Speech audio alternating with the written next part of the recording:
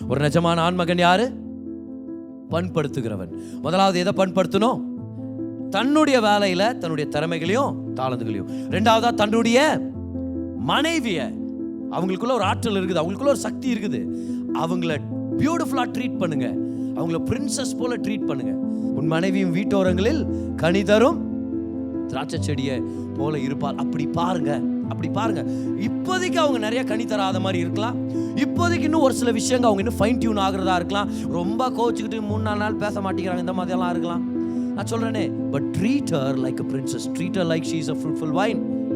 தகப்பன் ஒரு பிள்ளைய கல்டிவேட் பண்ண கத்துக்கிட்டா அந்த பிள்ளை சாதனையாளராக மாறுவான். பிள்ளைகள் பெரிய சாதனையாளர்களாக வரணும்னு விருப்பப்படுறீங்க, கை உயர்த்தி காமிங்க பார்க்கலாம். என்ன செய்யணுமா இருக்குது?